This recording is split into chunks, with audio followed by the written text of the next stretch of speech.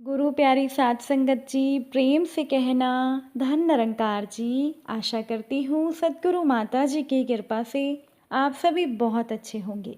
एक नई साखी के साथ फिर से हाजिर हूँ मैं आपके ही अपने चैनल पर। साध संगत जी, सच्चा भगवत भक्त वही होता है जिसके पास जाते ही दूसरे इंसान की इच्छा ना होने पर भी वो विवश की भांति अपने आप भगवान का नाम लेने लगता है।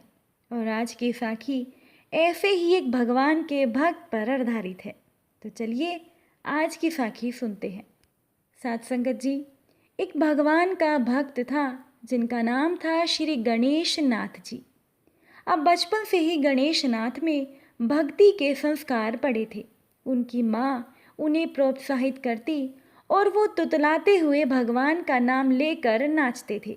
और उनके पिता भी उन्हें संसार के विषयों में लगने की शिक्षा देने के बजाय भगवान का महत्व ही सुनाया करते थे। अब माता पिता दोनों से गणेश नाथ ने भगवान नाम कीर्तन का प्रेम और वैराग्य पैतृक धन के रूप में पाया था। अब उनके माता पिता की मृत्यु जल्दी ही हो गई थी। घर पर गणेश नाथ अकेले रह गए, लेकिन उन्हें चिंता नहीं थी क्योंकि उन्हें हरि नाम का रस मिल चुका था। गणेश नाथ तो सत्संग और अखंड भजन के लिए उत्सुक हो जाते थे। और गणेश नाथ केवल एक लंगोटी पहनते थे। सर्दी हो, गर्मी हो या वर्षा हो, उन्हें किसी दूसरे वस्त्र से कोई काम नहीं था। वो भगवान के नाम का कीर्तन करते और नृत्य करने लगते थे। धीरे धीरे उनका वैराग्य बढ़ता ही गया। दिन भर जंगल में जाकर एकांत में वो भगवान के नाम का कीर्तन करते थे और रात को अपने घर लौट आते थे। रात को गांव के लोगों को वो भगवान की कथा सुनाया करते थे। कुछ समय बीतने पर वो अपना गांव छोड़कर पंढरपुर चले गए और भगवान श्री कृष्ण का भजन करने लगे। एक बार की बात है कि छत्रपति शिवाजी महाराज पंढरपुर में पधारे। पंढरपुर में उन दिनों अपने वैराग्य और भगवान से प्रेम के कारण गणेश नाथ बहुत प्रसिद्ध हो चुके थे। अब छत्रपति शिवाजी ने सोचा कि उन्हें इनके दर्शन करने चाहिए। जिस समय छत्रपति शिवाजी गणेश नाथ के दर्शनों को गए, उस समय वो कीर्तन करते हुए नृत्य कर रहे थे। रात बीत गई पर गणेश नाथ को शरीर का पता ही नहीं था। छत्रपति शिवाजी उन्हें चुपचाप देखते रहे। जब कीर्तन समाप्त हुआ तब शिवाजी ने गणेश नाथ के चरणों में मुकुट रखकर अपने खीमे में रात्रि विश्राम करने की इनसे प्रार्थना की। अब ये प्रार्थना सुनकर गणेश नाथ सोच विचार में पड़ गए। उन्होंने अनेक प्रकार से छत्रपति शिवाजी को मना करना चाहा, पर शिवाजी महाराज आग्रह करते रहे। अंत में उनकी प्रार्थना स्वीकार करते हुए गणेश नाथ ने बहुत से पत्थर चुनकर अपने वस्त्र में बांध लिए। अब छत्रपति ने हैरानी से इसका कारण पूछा। तब गणेश नाथ ने कहा कि मुझे ये कंकड़ भगवान की याद दिलाएंगे। अब अपने शिविर में गणेश नाथ जी के सत्कार के लिए छत्रपति शिवाजी ने उत्तम प्रकार की व्यवस्था की थी। सुंदर पकवान सोने के थाल में सजाए गए।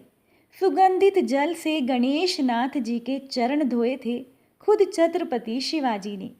इत्र आदि उपस्थित किया गया और स्वर्ण के पलंग पर कोमल गद्दे के ऊपर फूल बिछाए गए थे गणेश नाथ जी को सुलाने के लिए। साध संगत जी, जब गणेश नाथ ने ये सब देखा तो वो सन्न रह गए। जैसे कोई शेर गाय के छोटे से बछड़े को उठाकर अपनी तरफ ले जाए और वो बेचारा बछड़ा डर के मारे भागने का रास्ता ना पा सके, ऐसी ही दशा हो गई थी गणेश नाथ जी की। उन्हें भोग के ये सारे पदार्थ जलती हुई अग्नि के समान दिखाई देने लगे।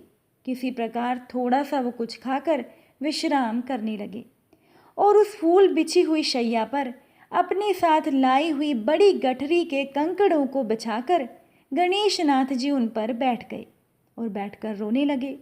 वो रोते रोते कहते जा रहे थे कि हे मेरे प्रभु, हे मेरे ईश्वर, तुमने मुझे कहाँ लाकर डाल दिया। अवश्य ही मेरे कपटी मन में इन भोगों के प्रति कहीं कुछ इच्छा होगी, तभी तो तुमने मुझे यहाँ भेजा है। हे प्रभु, मुझे ये पदार्थ नरक के समान लग रहे हैं। मुझे तो तुम्हारा ही स्मरण चाहिए। किसी प्रकार से गणेश नाथ जी की वो रात बीत गई। अब सुबह छत्रपति शिवाजी ने आकर उन्हें प्रणाम करके पूछा कि महाराज, रात्रि सुख से व्यतीत तो हो गई थी। गणेश नाथ जी ने जवाब दिया कि जो भी पल भगवान का नाम लेते हुए बीते, केवल वो ही पल सफल है, और कल की रात हरि नाम लेने में व्यतीत हो गई, इसलिए कल की रात मेरी सफल हुई। अब छत्रपति शिवाजी ने जब उन संत के भाव सुने, तब उनकी आंखों से आंसू बहने लगे। साधु को आग्रह करके अपने यहाँ ले आने का उन्हें बड़ा पश्चाताप हुआ।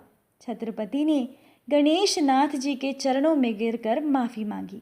साथ संगत जी, गणेश नाथ जी ने देखा कि अब पंढरपुर में लोग मुझे जान गए हैं और लोगों की भीड़ मेरे पास इकट्ठी होने लगी है। इसीलिए वो एक घने जंगल में चले गए। लेकिन जहाँ फूल खिलता है वहाँ सुगंध तो फैलती ही है, और सुगंध से आकर्षित होकर भंवरे भी इकट्ठे हो जाते हैं। अब गणेश नाथ जी में भगवान का जो दिव्य अनुराग प्रकट हुआ था, उससे आकर्षित होकर भगवान के प्रेमी भक्त जंगल में भी उनके पास इकट्ठे हो जाते थे। गणेश नाथ जी का भगवत प्रेम तो ऐसा था कि वो जिसको भी छू देते थे वही नाचने लगता था, वही व्यक्ति भगवान नाम का कीर्तन करने लगता था। साथ संगत जी, श्री चैतन्य महाप्रभु ने अपने भक्तों से एक बार कहा था कि सच्चा भगवत भक्त वही है जिसके पास जाते ही दूसरे की इच्छा ना होने पर भी वो विवश के भांति अपने आप भगवान का नाम लेने लगता है। अब गणेश नाथ जी इसी प्रकार के भगवान के भक्त थे। साथ संगत जी, श्री गणेश नाथ जी के भगवान से प्रेम की महिमा अपार है। वो जब भी भगवान के प्रेम में मगन होकर नाचते थे, तब वहाँ के सभी लोग उनके साथ कीर्तन करने को जैसे विवश हो जाते थे। और ऐसे भक्त ही, ऐसे सच्चे प्रेमी ही भगवान को प्यारे होते हैं। ऐसे सच्चे भगवत प्रेमी का स्मरण करने से, उनके चरित्र का हृदय में चिंतन करने से मनुष्य के पाप ताप नष्ट हो जाते हैं और मनुष्य के हृदय में भगवान के प्रति अनुराग जागृत हो जाता है। साथ संगत जी, ऐसे भगवत प्रेमी भक्त थे श्री गणेश नाथ जी। आपको आज की साखी कैसी लगी, कमेंट में ज़रूर बताइएगा। अगर अच्छी लगी हो तो वीडियो को लाइक भी कीजिएगा और अपने विचार कमेंट द्वारा ज़रूर बताइएगा। फिर मुलाकात होगी आपसे एक नई साखी के साथ। तब तक के लिए खुश रहिए, सेवा सिमरन सत्संग कीजिए, सतगुरु माता जी के चरणों से जुड़े रहिए। प्यार से बोलिए धन निरंकार।